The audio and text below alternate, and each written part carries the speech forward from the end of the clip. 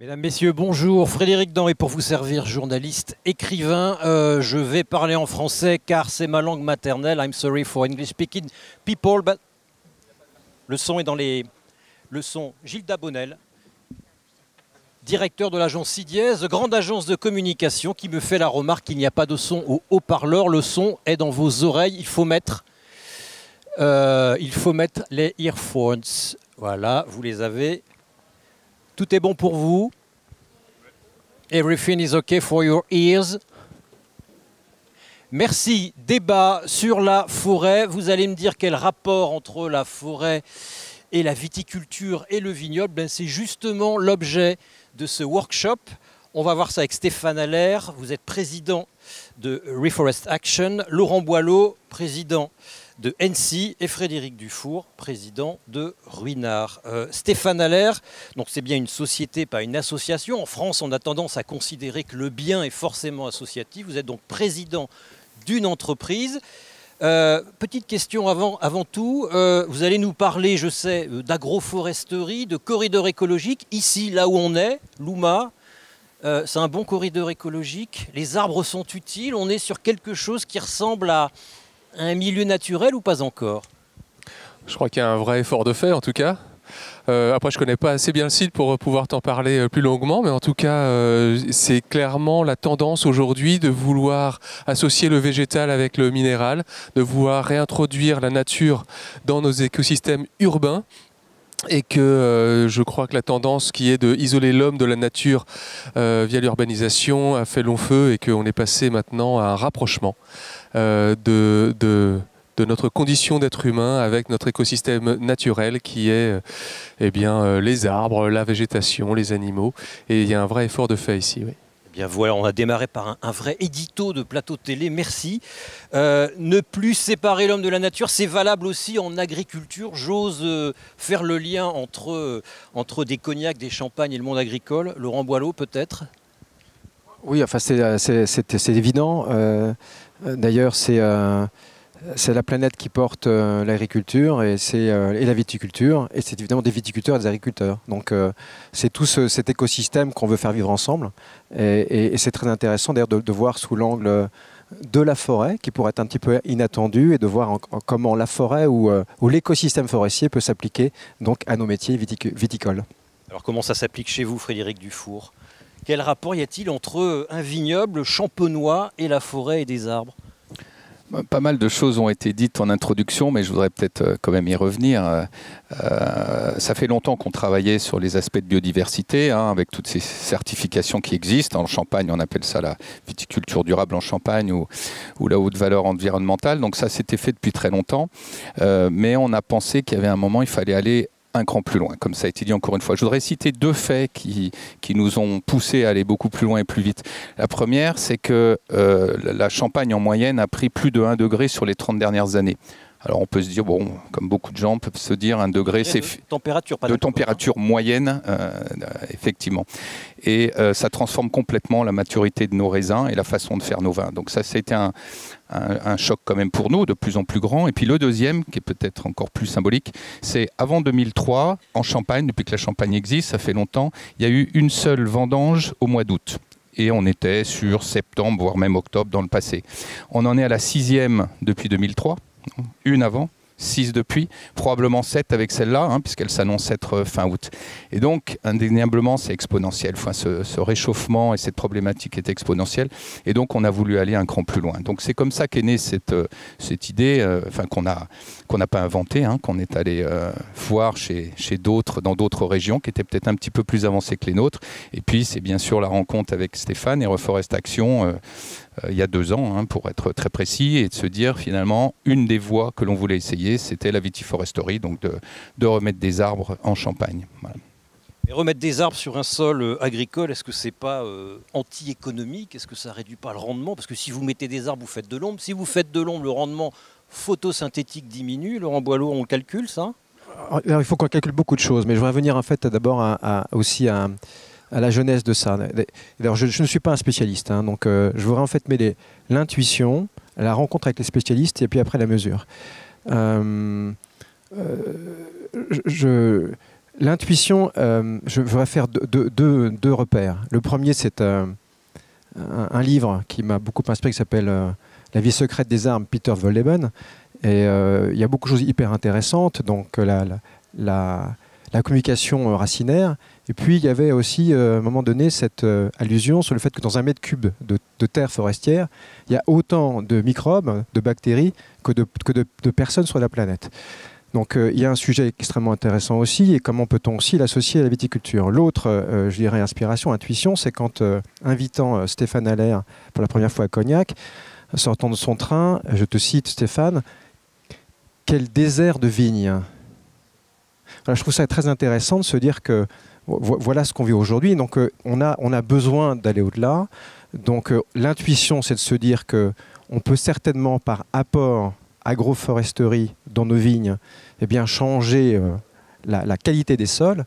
Et donc qualité des sols, c'est demain aussi la chose économique, puisqu'en fait, il ne s'agit pas simplement du rendement d'aujourd'hui, mais c'est bien celui du temps long. Donc voilà, on peut développer, mais je crois que c'est le point de départ. Et ensuite, on a besoin de beaucoup de mesures. C'est vrai qu'aujourd'hui, c'est vrai, on plante des haies, c'est vrai, on fait rentrer des arbres dans nos vignes. Est-ce que vraiment on est certain que ça change la totalité? Il faut passer de l'intuition au fait, à la mesure et à l'amélioration. Jean, vous validez cette citation L'agriculture, c'est un champ de maïs finalement, c'est immense, il n'y a plus un arbre, il y a peu de biodiversité. Oui, je me souviens avoir demandé la permission d'être franc avant de citer cette phrase, quand on s'est rencontrés et on ne se connaissait pas encore avec Laurent. Oui, c'est de la monoculture. Ce sont des clones même. Et donc en termes de biodiversité, c'est pas vraiment l'exemple qu'on aime citer, hein. Moi, moi j'ai une technique pour voir si un paysage est biodivers ou pas. C'est que à la place de chaque plante que je vois, je mets une de mes filles. Et puis si je vois un champ avec toujours la même fille, j'ai 3 filles, toujours la même fille, je me dis on n'a pas beaucoup de biodiversité dans l'histoire. En 3 filles, ça fait pas beaucoup de biodiversité, non? Non, mais après je mets mes 3 filles, puis après je mets toute ma famille. Alors ah oui, ça commence à être intéressant. J'ai une grande famille. Et du coup, là, j'ai vu qu'une fille sur 40 hectares. Et du coup, je me suis dit, il y a quand même quelque chose à faire. Et ce qui est très intéressant quand on travaille avec les maisons NC et Ruinart, c'est qu'il y a une ouverture d'esprit, il y a une envie de faire, il y a une intuition. Et il y a aussi les moyens de faire. Et je crois que c'est la volonté politique qui a rendu les choses possibles, parce qu'il faut combattre quand même beaucoup d'idées reçues, hein, quand on intervient sur des secteurs vieux comme la vigne. Eh bien, il faut avoir une réelle volonté politique pour pouvoir passer à l'action. Mais c'est en cela qu'il y a des vraies forces chez NC, chez Ruinart également, où finalement, au-delà du président qui dit voilà l'orientation, il y a des équipes qui sont prêtes finalement et qui ont besoin qu'on leur mette le pied à l'étrier. Et voilà, nous on y contribue, mais en apportant un regard extérieur. Et comment vous leur avez vendu l'arbre? L'arbre je vais arriver dans votre vignoble, vous allez me retirer des vignes et vous allez mettre des arbres ou des haies à la place. Comment on vend ça? Alors déjà, moi je ne me permets pas de proposer d'emblée de retirer des vignes. Je dis on va introduire... Vous y arrivez de toute façon, non? Parce qu'on m'invite à le faire. Suggérez l'idée, vous êtes un excellent diplomate. Je suggère et je vois quel est le retour, et parfois le retour est plus ambitieux que l'idée initiale. Moi j'avais suggéré de retirer un rang de vigne, bon finalement on a été jusqu'à 3. Mais ça, je ne suis pas responsable de ça, même si j'en suis très heureux. En fait, l'idée de départ, c'est de mettre des haies qui ne gênent pas la circulation des engins qui viennent exploiter les vignes et les traiter. Et ces haies, l'idée c'est de se dire, on a une intuition, on ne sait pas très bien ce que ça va donner, mais on se donne la chance de faire mieux. Et de toute façon, est-ce qu'on peut continuer avec un désert de vignes? Oui ou non? Et si la réponse est forcément non, on ne peut pas vraiment, à ce moment-là, testons. Et l'arbre, on ne peut pas vraiment se tromper avec l'arbre, hein, parce que finalement, il est le socle de la biodiversité sur Terre, en quelque sorte, ou en tout cas les forêts, 80% de la biodiversité terrestre est en forêt. dans le monde. Donc commençons par l'arbre. Alors on fait attention à l'ombrage, on fait attention à la distance, à la hauteur, aux circulations, etc. Mais on réintroduit des arbres en haies, en intraparcellaire quand c'est possible, et en créant des îlots, des micro-forêts comme on le fait dans le Cognacet, ou en s'appuyant sur des îlots forestiers déjà existants, comme c'est le cas à Tessy en Champagne. Vous avez donc retiré, Monsieur Dufour, des rangs de vignes, au prix que ça coûte. Et oui. Non, mais une discussion intéressante, mais d'abord la vitiforesterie, parce qu'on entend souvent parler, est-ce que ça consiste juste à faire des bordures, hein, et donc ça apporte déjà beaucoup de choses, ou est-ce que sur 40 hectares, ça suffisait? Ça suffisait pas en fait, et Stéphane et son équipe nous ont convaincus que si vraiment on fait un projet de vitiforesterie, il faut absolument couper en deux une parcelle qui, alors, sur les 40 hectares, il y en a une qui fait 20 hectares d'un seul tenant, et si on ne coupait pas, ce n'était pas un projet de vitiforesterie, c'était un projet de bordure tout simplement. Donc c'est vrai qu'on a pris la décision en 35 secondes, je crois, mais je rejoins ce que dit Laurent, après c'est une conviction, une vision. 450 mètres quand même, on a retiré 450 mètres. Alors effectivement, on pensait un seul rang, on en a retiré 3 parce que le tracteur, faut qu'il puisse passer. Mais non, on n'a pas hésité. Alors l'avenir nous dira si on a eu raison ou pas. On est convaincu que ça fera du bien de toute façon à la vigne, mais il y a un moment, ça passe par une conviction. Ouais. Laurent, l'idée c'est de transformer le vignoble du Cognacet en corridor écologique, c'est ça? Qu'il soit transparent vis-à-vis de la nature, qu'il l'aide? Moi, je pense qu'on devrait regarder aussi simplement dans le passé de temps en temps. On est dans le temps long, donc on est là pour très longtemps, mais il y a 50 ans, ce n'était pas les mêmes paysages, tout à fait. Donc, il faut revenir au bon sens. C'est vrai qu'on a pris des habitudes. C'est vrai vous avez raison de le souligner, hein, Frédéric, il y a une crainte de perdre en rendement, de perdre de l'argent. Donc, nous, on a une chance, en fait, dans la maison N6, c'est qu'on est propriétaire d'une partie de nos vignobles, une toute petite partie. En fait, on doit notre existence surtout à des partenaires, ils sont 1600 et qui exploitent 33 000 hectares, mais nous on en a 180. Donc ces 180, ils servent à faire de la R&D, et en l'occurrence 40 qui s'appelle la bataille. Et là on va essayer ces choses-là. Moi ce qui m'intéresse, j'ai parlé d'intuition, puis maintenant en fait du savoir-faire. C'est non seulement le corridor écologique, celui de la biodiversité, celui qui est en fait au-dessus du sol, mais on a beaucoup parlé ce matin aussi de ce qui est dans le sol. Ce qui m'intéresse énormément, c'est de voir ce qui va se passer dans le sol grâce aux haies, grâce aux arbres. J'en viens toujours à cette idée quand même de regarder les échanges qu'il y a entre les arbres. Est-ce qu'il y a des échanges dans les arbres qui demain vont nous aider à retirer quelques fongicides? Le herbicide, on a fait peut-être le plus facile. Il faut passer maintenant aux fongicides, etc. Donc, on a besoin en fait de mesurer. D'ailleurs, je vais faire une petite page de publicité parce que je ne m'y attendais pas. Hier, dans le taxi qui m'emmenait de l'aéroport, je dis l'aéroport parce qu'il faut 6 heures pour venir en train de Bordeaux, donc il fallait que j'aille plus vite. On ne fait pas le repas, c'est pas grave. Mais si, c'est grave. Eh bien, je rencontrais en fait une jeune société qui s'appelle, donc je ne sais pas s'ils sont dans l'assistance ou pas loin, qui s'appelle CropX. Et CropX, c'est une start-up israélienne qui met des capteurs dans le sol et est capable de vous dire à tel moment il faut irriguer, à tel moment il faut mettre quelques intrants, parce qu'en fait il s'agit en fait de se développer. Mais jamais trop, jamais pas assez. Et ce qui m'intéresse maintenant auprès d'eux, en fait on a déjà pris l'anguillère, c'est de voir s'ils peuvent nous aider à mesurer, on en parlera à Stéphane, qu'est-ce qui se passe sur une parcelle avec justement ces arbres et ces haies par rapport à une parcelle qui n'en a pas. Il n'y a aucun doute qu'on va faire venir les oiseaux, etc. Ça va aider. Mais qu'est-ce qui se passe dans le sol? Je pense qu'on n'est qu'au début. Hein. Mais c'est vrai, on a beaucoup entendu ça ce matin. D'ailleurs, c'est Sandrine Sommer qui parlait de mesure, mesure, mesure. On va rentrer dans l'ère de la mesure, absolument, pour savoir et améliorer. Et ensuite, partager. Stéphane, l'idée, c'est de jouer sur cette symbiose, justement, entre les racines des arbres, les racines de la vigne, avec les champignons, pour améliorer la qualité du sol, pour améliorer le fonctionnement de l'écosystème sol. En fait, l'arbre n'est qu'un moyen, n'est pas un but en soi. Ah, clairement. L'arbre c'est plus qu'un outil, parce que c'est un... Je ne sais pas ce que c'est d'ailleurs un arbre. Je ne sais pas si c'est un être, si c'est une colonie. Vous savez que chaque branche a un ADN différent du tronc. Et moi, je trouve ça très intéressant. On ne sait pas si c'est un individu ou pas, l'arbre. En tout cas, c'est un être vivant. Mais c'est pour nous un moyen d'atteindre un certain nombre d'objectifs à partir d'informations que l'on n'a pas, ou très peu, parce qu'on ne connaît pas vraiment les logiques d'interaction dans le sol, entre les essences. On s'appuie sur la science, mais elle ne suffit pas, la science. Et donc on s'appuie sur des ressentis, sur des intuitions, on en parlait il y a un instant, et sur une capacité à l'humilité, beaucoup. Et c'est vrai qu'aujourd'hui notre faiblesse c'est la mesure. Donc, et d'ailleurs, merci beaucoup à Moët Hennessy d'organiser ce forum, parce qu'on a déjà fait, entre hier soir et ce matin, des rencontres qui vont nous permettre d'avancer sur comment mieux mesurer, avec des technos incroyables qui s'appellent les abeilles, sur l'impact sur les intrants, sur comment on peut mieux... On va parler cet après-midi. Super, moi je crois qu'il y a une vraie piste à suivre là, avec de la techno également peut-être. La science ne suffit pas, mais en même temps vous avez besoin que la science vous donne des outils de mesure. Mais en fait tout ça ce sont des outils qu'il faut faire cohabiter, je crois.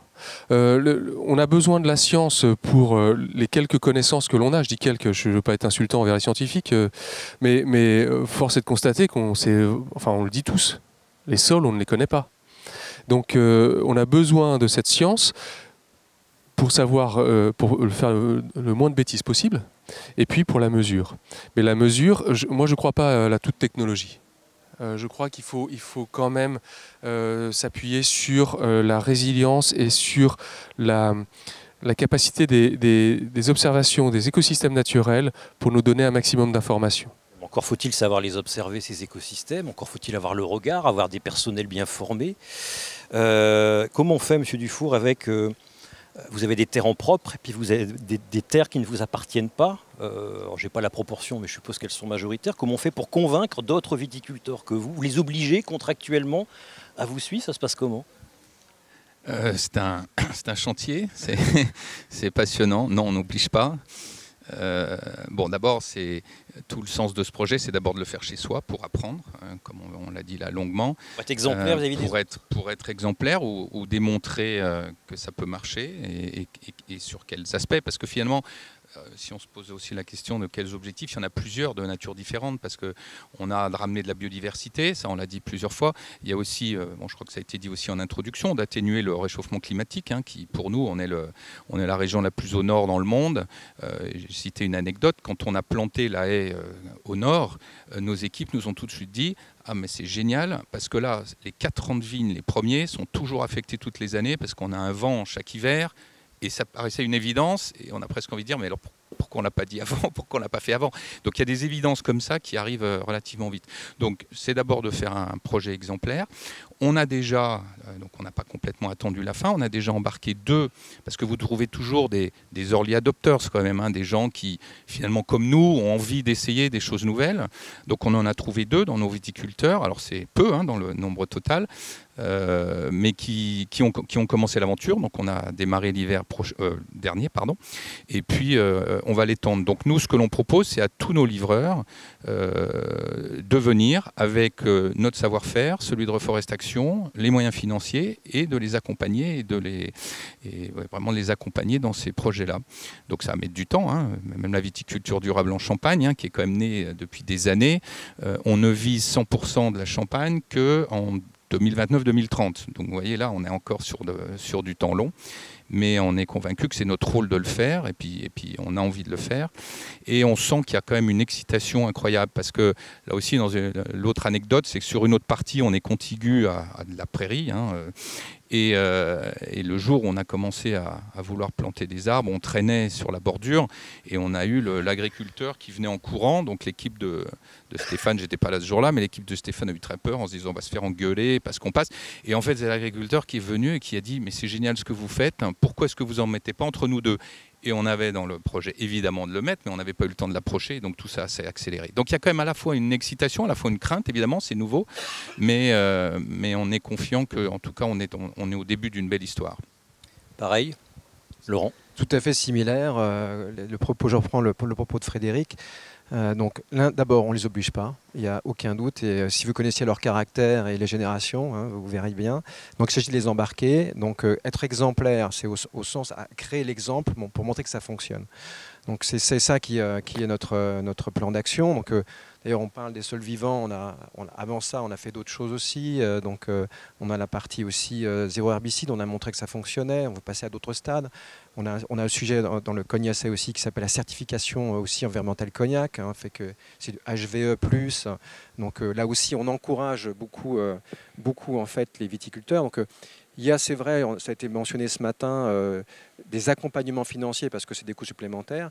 Mais le vrai sujet, c'est de montrer que ça fonctionne. Voilà. Et je crois aussi, le mot était prononcé aussi, le mot tipping point en anglais, hein, le point de bascule. On n'y est pas encore. Il y a des gens qui partent tout de suite parce qu'il y a aussi une nouvelle génération qui se disent nous on est là pour 30-40 ans, soyons concrets. Il y en a d'autres qui sont là pour encore 5-6 ans avant de passer la main. Est-ce que c'est absolument nécessaire? Donc, on veut pousser, embarquer, et je pense qu'on ira vers le point de bascule parce que c'est une nécessité. Je voudrais aussi faire un autre commentaire parce que sans contredire mon président sur la pression en fait autour de nous sur le sujet, c'est vrai qu'il y a une pression des jeunes qui rentrent dans une entreprise. Mais il y a aussi, demain, il y aura une pression aussi des consommateurs dans le monde. C'est une question de temps. Et puis, n'oublions pas aussi la réglementation. Je le dis souvent aussi à nos partenaires viticulteurs, c'est, vous savez, la Chine, qui aussi nous fait vivre. Pour une partie, on est grand exportateur. Il suffit en fait qu'ils décrètent, qu'ils veuillent voir en fait dans les produits un certain niveau de quelque chose, et en dessous de ce niveau-là, c'est terminé. Et ça se négocie pas, il n'y a pas de lobbying. Donc, on a simplement intérêt à anticiper les choses, parce que la notion de durabilité, ça commence aussi par nous-mêmes. On doit d'abord être égoïste, survivre, et puis ensuite être généreux pour le monde. Vous faites bien de le dire, la directive sol est en train d'être réactivée à l'échelle de la Commission européenne. Elle risque d'imposer des critères de qualité des sols, y compris à la vente des terres. Même la Fédération nationale des SAFER commence à s'inquiéter de ça. Mais vous parlez des labels, je suis surpris. Est-ce qu'une boîte de luxe avec des clients qui ont les moyens d'acheter des alcools chers ont à faire quelque chose des labels? Est-ce que ça va inciter les gens à acheter un peu plus vos produits? Est-ce que c'est vraiment nécessaire pour vous? Je ne sais pas ce que tu en penses, Frédéric, mais de notre côté, nous, on ne met pas en avant du tout le label. Vous parlez de certification. Certification, c'est entre les viticulteurs et nous-mêmes. On ne va pas y rajouter des étiquettes pour dire qu'on est. C'est pas le sujet en fait. L'autre moyen en fait d'ailleurs de partager avec les consommateurs de plus en plus demain, ça sera cette plateforme de transparence qu'on vient de mettre en place. Donc d'ailleurs ça nous engage. Donc là pour le coup les bonimenteurs ça marche plus. Donc à la fois la partie qui est associée au sol, mais la partie packaging, on n'est pas parfait. D'ailleurs c'est ce qu'on présente dans une période d'amélioration. Et c'est ça qu'on voudrait que les clients puissent voir. S'ils veulent avoir accès à l'histoire de leurs produits, c'est cela. Ça ne sera pas l'étiquette HVE, CEC. Mais c'est vraiment ce qui se passe du sol jusqu'au verre du client. C'est du four. Peut-être rajouter, il n'y a pas de label, donc c'est exactement pareil. Le label viticulture durable, c'est avec nos livreurs. Mais il y a, je ne sais pas si c'est des croyances ou de nombreux journalistes qui prônent un certain nombre de choses. Le bio, le zéro dosage, un certain nombre de choses. Et en fait, nous, la confrontation qu'on a, c'est qu'on croit à notre philosophie de vin. On a une philosophie de vin. Donc nous, c'est de la fraîcheur aromatique, chacun a la sienne.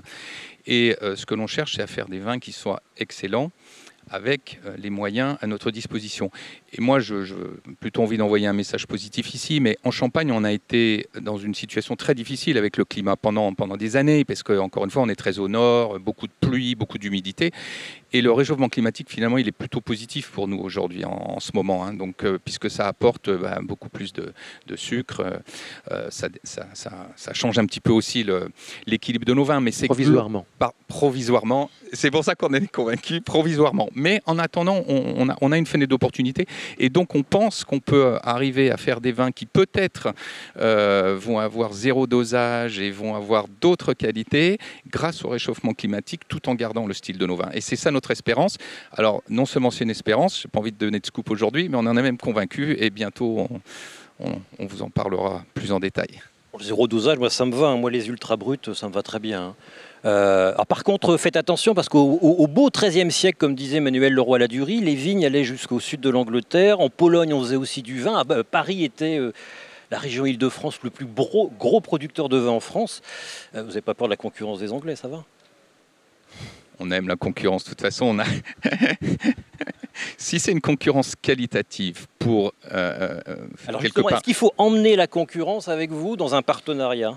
Oui, mais je crois que c'est le sens de tout ce que l'on fait aujourd'hui. Tout ça nous dépasse. Et puis, de toute façon, hier, j'étais à une conférence de Jancovici, qui est quand même toujours. Alors, on parle moins de biodiversité que de réchauffement climatique, mais après, on peut bien faire ce que l'on veut. De toute façon, si on ne tire pas dans la même direction, ça ne sert à rien. On est une petite graine dans un océan. Donc c'est absolument critique que tout le monde y aille. Et je crois que il y a de plus en plus quand même une envie, un consensus pour aller dans ces directions. C'est à quelle vitesse et avec quels moyens derrière. J'oublie pas le point sur lequel vous souhaitiez intervenir. Je vais passer la parole à... C'est quoi, un amphithéâtre, une salle, je ne sais pas, mesdames, messieurs. L'arène, un quart d'arène. Y a-t-il une question de remarque? Oui. Wait for the mic, please. Hi, I'm David Head, I'm from Brazil, and I work with Je suis David Head, je viens du Brésil, je travaille pour le changement social et je suis allé beaucoup en Amazonie au cours de ces 2 dernières années. Il y a un très gros problème, il n'y a pas d'économie dans l'Amazonie. Mais il y a des entreprises telles que Coca-Cola. Alors, nous travaillons sur les forêts régénératrices. Moi, j'ai une question à vous poser. Quelles sont les leçons à tirer? Si je vais vers Coca-Cola, qu'est-ce que je dois faire avec eux? Il y a des choses que je ne peux pas faire avec Coca-Cola. Bien sûr, nous avons un site web, il y a un engagement, mais que pouvons-nous faire pour ne pas perdre de temps? Et il y a un défi culturel aussi au sein de l'Amazonie. Parce que nous, le plus gros défi dans l'Amazonie, ce sont les peuples. Est-ce que vous avez le même type de défi pour mettre en place et mettre en marche vos projets? Comment on discute, comment on convainc? Laurent, Stéphane. Stéphane. Je serais ravi d'en parler. Alors, c'est traduit en anglais. Ouais. Je reviens d'Amazon au début mars. J'étais en Amazonie pour voir comment préserver la forêt amazonienne tout en lui donnant une valeur économique, parce que finalement, ce qui la met en péril, c'est qu'elle n'a pas de valeur économique pour beaucoup. Et les populations indigènes vivent de cette forêt, vivent avec cette forêt, ils l'ont dans le cœur, ils l'ont dans les tripes, ils vont y prier, ils vont y enterrer leurs morts, etc. etc. Mais leur forêt est à risque parce qu'elle n'a pas de valeur économique. Donc qu'est-ce qu'on peut faire? Et je crois que les leçons qu'on essaye de tirer ici avec NC et Ruinart, c'est comment on arrive à renforcer la biodiversité, stocker du carbone, enrichir les sols, créer de la richesse. Et c'est ce qu'on appelle finalement la bioéconomie, ou alors l'économie régénérative. C'est d'arriver à trouver des filières qui ont un impact positif sur l'environnement. Et en Amazonie, alors déjà, c'est très difficile de faire des parallèles directs entre la Champagne, le Cognacet et l'Amazonie, parce que ce sont des écosystèmes qui n'ont rien à voir. Les populations ne sont pas les mêmes, les enjeux sociaux ne sont pas les mêmes. On ne va pas convaincre un vigneron en Champagne ou en Cognacet comme on va convaincre un indigène en Amazonie. Par contre, moi, ce que j'observe, c'est que en Amazonie, on s'est interrogé et on s'interroge aujourd'hui sur des filières comme la vanille, par exemple. La vanille, c'est le premier acheteur mondial est Coca-Cola, si je ne m'abuse. Alors voilà, peut-être que ça peut être une piste pour Coca-Cola. Produire de la vanille en forêt amazonienne, oui, c'est possible. Oui, ça existe aujourd'hui. Il y a des expérimentations qui sont assez abouties. Il y a même des centres d'études. On pourra en parler après, si vous voulez, en Équateur. À Quito, et pas à Quito, bref, au nord de l'Amazonie, à Puyo. Voilà. Et donc il faut trouver des chaînes de valeur qui permettent de valoriser cette forêt pour lui donner une durabilité. Il faut vraiment donner une valeur économique à la forêt. Ah, moi j'en suis convaincu. On ne peut pas se dire, non, ça c'est un tabou. La nature vaut autant que la culture, on n'y touche pas. On peut se dire ça. Après, je sais, mais... le monde dans lequel je vis, moi, et que j'observe, c'est que une forêt qui n'apporte rien, eh bien, elle est coupée, elle est brûlée, elle est remplacée par un champ. Elle apporte sur les grands cycles du climat, la forêt amazonienne. Oui, mais alors, du coup, on rentre dans le débat du carbone. La valeur économique de la forêt, c'est le crédit carbone. Et donc, on retombe sur quelle valeur économique de la forêt? Laurent Wallo. Oui, alors je sais pas combien là-dedans. Il reste 14 minutes. Merci pour votre question parce qu'en fait, je voudrais d'abord, redire que on commence par nous-mêmes. D'accord. On commence par nous-mêmes, c'est-à-dire la Champagne, les Cognacets ou d'autres exploitations viticoles. Quand on a commencé à faire cela et qu'on s'est inspiré aussi, en l'occurrence de la forêt, on se rend compte qu'il y a aussi d'autres enjeux. Et donc on a l'avantage d'être aussi dans un groupe qui peut aussi se dire, une fois que j'ai travaillé pour nous, on peut travailler peut-être pour le plus grand nombre et pour une cause qui est plus grande. Alors je voudrais aussi jamais oublier de se faire peur pour pouvoir agir. Et donc tu as cité Jean Covici, formidable, et puis son dernier livre qui est très inspirant. Je voudrais aussi citer un livre pour tout le monde parce que je vous engage à le lire. Mais après il faut voir un film bien drôle parce qu'il est un peu difficile. Il s'appelle Le Bug humain, Boller. Tu as lu Le Bug? C'est formidable parce que ça dit quoi? Ça veut dire que nous, on est tous là en fait pour détruire notre environnement parce qu'on est en fait programmé pour suivre à court terme. Et le court terme, c'est bouffer, copuler, dominer, faire travailler les autres et puis faire du réseau. On a conscience de ce qui peut se passer, mais on n'agit pas. Je vous renvoie aussi le film Don't Look Up. Donc, je peux être très long, mais je m'arrête là. Je m'arrête là pour dire qu'en fait, il y a effectivement un enjeu qui est considérable, il s'agit en fait de se dire qu'on parle de transmission, mais comment elle est vivable pour nous. Et certainement, et donc j'avais l'intuition, mais je l'ai appris davantage évidemment avec toi Stéphane, la forêt, c'est sans doute un des systèmes qui peut absolument nous aider à survivre.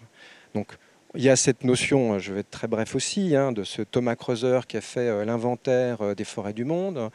Il dit qu'on a 3000 milliards d'arbres sur la planète, qu'il en manque 1000 milliards d'arbres, d'accord, et qu'il faut une superficie de 1 milliard d'hectares aux États-Unis. Mais bonne nouvelle, la place est disponible. Maintenant, il faut se mettre à l'ouvrage. Et c'est plus les arbres qui comptent, c'est la forêt. D'ailleurs, nous, on ne parle plus, en fait. On parle d'arbres, effectivement, en viticulture, mais ensuite, on parle de forêt et de régénération. Donc, on a un programme, on fait notre part. Peu importe le nombre d'hectares, ils sont importants pour les besoins ici. Mais je voudrais aussi ajouter une chose, parce que je voudrais rebondir sur la question de monsieur sur l'Amazonie. Il y a aussi un sujet qui est récent pour moi, et je le dis, on est en conversation. D'ailleurs, j'ai un call to help à faire aujourd'hui, évidemment, il y a Stéphane, mais il y en a d'autres, sur comment peut-on associer davantage encore la forêt et l'eau. Et l'eau, c'est-à-dire le cycle de l'eau. Il y a le grand cycle de l'eau, il y a le petit cycle de l'eau. Le grand cycle de l'eau, c'est évaporation, condensation et précipitation, la mer, etc., les vents. Et on constate quoi? Je suis très simpliste, mais que la forêt aide énormément à précipiter. Donc la forêt est en fait un vecteur d'eau. Aujourd'hui, on peut considérer que la forêt pourrait être un aqueduc. Et que malheureusement, la déforestation a enlevé quelques piles de ces aqueducs et il est très important de les reconstituer. Donc nous, avec Reforestation, on va choisir la régénération de forêt, pas uniquement là où ils ont été déforestés, mais peut-on aussi contribuer à refaire quelques piles de ces aqueducs pour diriger l'eau. Et diriger l'eau, ensuite j'évoquais la précipitation, quand il pleut, 70% d'évaporation, 30% un petit peu entre ruissellement, ce qui rentre dans le sol, et même le ruissellement c'est irriguant. Voilà. C'est un sujet extrêmement intéressant. Et c'est vrai, on dit forêt, arbre, carbone, c'est bien sûr 80% de biodiversité, mais c'est aussi un immense aerial waterways, comme on dit en anglais. Aerial waterways. Frédéric, est-ce que oui, je peux... évidemment. Est-ce que je peux être l'avocat, parce que Stéphane... Du diable, non. Non, il y a les forêts primaires, et donc c'était le sens de ce dialogue. Il y a les forêts secondaires aussi, donc, et on a tendance à les oublier, je crois. Quelles, par exemple? Qu'est-ce que vous appelez forêt secondaire? Alors là, on demandera à Stéphane de donner la définition exacte, mais forêt primaire, voilà, en gros c'est ça. Et en Europe, en gros, il y en a peut-être une qui est en Pologne comme primaire. Il y a l'Owieza en Pologne et en Bélarus, c'est une forêt secondaire. Voilà. Non, c'est une forêt primaire. Sûr? Bielowieza, oui, bien sûr. Parce que c'était une forêt de chasse jusqu'au 18e. Oui, mais en fait, une forêt primaire, c'est une forêt dont on ne voit plus l'impact de l'homme. Elle a pu être touchée... Il ne sera pas d'accord. Il ne sera peut-être pas d'accord, mais en tout cas... Voilà, la forêt de Massagne, Gilles Boeuf, et ensuite je vous repasse la parole. Oui, juste dire à Stéphane, tu ne sais pas ce que c'est qu'un arbre, mais un être humain, il est aussi biodivers qu'un arbre en fait. On oublie que nous-mêmes, nous sommes extrêmement biodivers. Moi, j'apprécie beaucoup cette réflexion parce qu'il y a 15 ans, on ne l'aurait pas eu dans ce cadre ici. Et vraiment, ça avance grâce à tous les gens qui sont là. Et je dirais simplement que, alors sur le climat, je vais vous rassurer parce que s'il continue comme ça et que Gulf Stream s'arrête, vous ouvrez la tronche du climat en Grande-Bretagne. Hein. Dans le réchauffement global, on va aller vers des glaciations. Donc, méfions-nous de ces prévisions-là. Ce qui est très important, alors je vais revenir à la valeur. On confond le prix, la valeur et le coût. Ce n'est pas la même chose. Hein. Par exemple, un grand thon rouge, il vaut 0 en Méditerranée tant qu'il n'est pas attrapé par un humain. Or, il se vend 1 million d'euros sur le marché japonais. Donc c'est là qu'il faut qu'on réfléchisse justement à ce qu'on met là-dessus. Mais les écologues, on a du mal à convaincre, on a du mal à admettre. Le coût ou le prix, on n'en veut pas. La valeur, c'est autre chose. Et pour revenir à la discussion sur la coopération, c'est fondamental. Moi, je suis plus plancton que sol. Eh bien, quand on a fait Tara, on se rend compte qu'il y a infiniment plus de coopération, d'entraide, de mutualisme, de commensalisme et de symbiose dans l'océan ancestral, qui sont les premiers êtres vivants, que de compétition. Donc c'est clair que face à ces deux grands défis de l'humain, le climat qui change trop vite d'un côté et le vivant qui s'effondre, la seule solution, c'est dans la coopération. Et vous le dites tous, et c'est ce que fait un arbre depuis très longtemps. Donc je pense que si on revient à la réflexion sur les mécanismes qui font que le vivant est toujours là, 4000 millions d'années quand même, diantre, comment ils ont fait ? Il a tout le temps changé, ils ne changent toujours pas. Donc voilà la vraie question, et c'est ça qu'il faut qu'on pose. Et pour ça, le dialogue entre le chercheur, l'ingénieur et l'entreprise est absolument essentiel pour qu'on puisse réussir. Frédéric Dufour. J'ai passé mon message. N'oublions pas les forêts secondaires. Il y a beaucoup de régénération à faire. Alors c'est certes moins de la replantation que de la régénération, mais enfin c'est tout aussi important.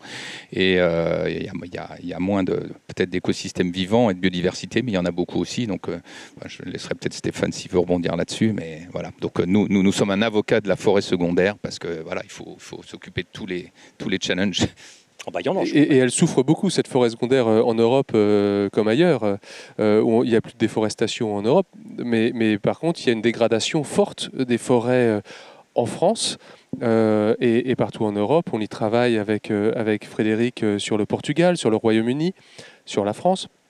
Donc c'est vrai que ça ne doit pas être l'oublié. Ces forêts secondaires, c'est des forêts qui sont designées par l'homme et le problème du design de l'homme, c'est qu'on ne comprend pas exactement l'impact de ce que l'on fait. Et donc là aussi, ça invite à l'humilité, encore une fois, pour réparer des dégâts ou pour améliorer la biodiversité, le stockage carbone, le bien-être, les paysages. Y a-t-il des questions, des remarques? Oui, allez-y. Monsieur derrière, si le micro veut bien s'amener vers lui. Bonjour. Merci. Ouais, il faut quand même que je m'entende parler. Merci. Mathieu Weiss, j'ai une question pour les patrons, pardon, je vais écorcher vos intitulés exacts, mais patrons des maisons Hennessy et Ruinart. Bon, déjà, c'est super inspirant, merci. On comprend que vous avez vraiment une vision et enfin, une bonne articulation de tous ces enjeux-là. Moi, juste, je me place du point de vue de la stratégie d'entreprise pour le groupe. On comprend que vous agissez en termes d'exemplarité, en termes d'advocacy. Mais comment aller plus loin dans l'entraînement de toute votre chaîne de valeur sur la supply chain? Parce qu'en fait, vous êtes quand même sur un modèle où vous êtes maître en votre demeure pour une petite partie. Mais en fait, pour la très grande majorité, ça dépend de ce que les exploitants agricoles vont faire. Et donc, est-ce qu'il y a des mécanismes de type compensation économique, surprime voilà, comment faire pour entraîner toute la chaîne de valeur sur ce sujet où vous êtes exemplaire et où il faut entraîner les parties prenantes pour suivre votre vision. Merci. Bon, en fait, j'ai rien entendu. Mon truc a un problème. Allez-y. Moi, j'ai envie de commencer par une anecdote. C'était pas avec Stéphane, c'était avec Gildas en l'occurrence. Et on avait fait venir quatre personnes influentes du développement durable dans nos vignes. Et on a ouvert toute la maison sur tout ce que l'on faisait, avec une règle simple, rien ne sort, mais dites-nous vraiment nos 4 vérités. Alors on a eu la vérité que Stéphane a donnée à Laurent, hein, des autoroutes vos vignes, c'est à pleurer, donc ça on l'avait eu, ça a fait mal, et c'est vraiment ce jour-là d'ailleurs, on s'est dit il faut vraiment qu'on fasse quelque chose. Mais il y en a eu une autre, on avait un vigneron, et puis un de ces 4 personnes a demandé au vigneron, mais pourquoi est-ce que vous avez toujours pas d'enherbement dans votre vigne? Et il a répondu, vous savez quoi, ça fait 50 ans qu'on nous raconte qu'une vigne bien tenue en Champagne ne doit pas y avoir un grain d'herbe. Et là, tout d'un coup, vous arrivez, vous nous dites, vous savez quoi, c'est pas ça qu'il faut faire, il faut laisser enherber, et vous croyez qu'on va changer comme ça en un jour. Pour moi, ça résume tout le changement qu'on a à faire, qui ne peut pas se faire d'un jour à l'autre, sauf sur ces fameux early adopters, qui sont des gens, comme dans toute innovation, où on envie de démarrer tout seul. Et les autres, ça va être un long travail, voilà, avec tous les incentives, on en a dit un mot tout à l'heure, effectivement, de savoir-faire, de financier, d'accompagnement humain, mais c'est un long chantier. Ok, merci. Et en fait, j'aurais dû préciser la question. Pardon. J'aurais dû préciser la question vraiment pour l'anglais sur le sujet de l'atelier qui était la forêt, l'agroforesterie, la vitiforesterie, parce qu'on comprend qu'il y a une sorte de conflit ou de tension entre l'économie et les actions développement durable. Parce qu'en gros, il faut mettre plus d'arbres, mais ça va aller à l'encontre de l'objectif de rentabilité du foncier. Donc comment on fait pour gérer cette tragédie des communs ? Juste un mot, parce que je crois que c'était rapidement. Bon, je pense d'abord, je voulais dire, exemplaire, on ne l'est pas encore. Donc première chose. Ensuite, je crois qu'il y a plusieurs facteurs. Il y a l'épée de Damoclès, qui est celle de la réglementation. Donc là, il faut vraiment, c'est l'anticipation, c'est donner à voir, parce qu'en plus, vous savez que dans le sujet viticole, il faut du temps entre planter et puis récolter et ensuite produire. Il y a un sujet ensuite qui est un sujet aussi de stimulation financière pour cette raison-là. Moi, je pense qu'à la fin, de toute façon, il faut leur partager la note. Bon, pareil pour la partie économie en général, c'est qu'à un moment donné, il faudra la partager. Ça se partagera entre le monde viticole, le monde du négoce et puis les consommateurs. Il ne faut pas se cacher derrière ça. Alors c'est vrai que nous, on a aussi notre laboratoire, et donc nous, on investit en avance. Je vois aussi Jean-Philippe Péquet, la maison Rémy Martin, on est ensemble, il y a aussi la maison, enfin je parle du cognac, et puis la maison Martel, on est d'accord ensemble pour dire on va faire cet effort-là. Après, il faut qu'on l'embarque tous. Donc, il y a les early adopters, il y a ceux qui freinent, on va s'occuper de ceux qui sont prêts à y aller, et puis, mais on n'a pas le choix, c'est ce qu'on leur dit tout le temps. Mais il faut aussi mettre le pied à l'étrier, donc on aide avec nos moyens. Il y avait une dernière remarque, monsieur. On a passé le micro, 2 rangs en dessous, 3 rangs en dessous. Et ce sera la dernière question rapide, réponse rapide. C'était vous, monsieur, non? Ah bah non. J'avais cru vous voir lever le bras. Il me reste combien de temps? Je ne sais pas, jusqu'à quelle heure c'était? C'est fini. Ah, c'est fini. Écoutez, merci. L'arbre, le sol, illustration simple.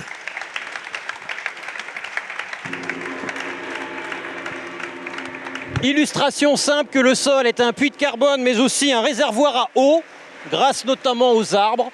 Vous l'avez dit, ne jamais l'oublier. Merci à tous et à toutes d'avoir assisté à ce petit débat. Le prochain, en ce qui me concerne, 14h45, les liens entre les abeilles et la viticulture, mesdames, messieurs. Tout à l'heure. Merci, Frédéric. Merci, Frédéric.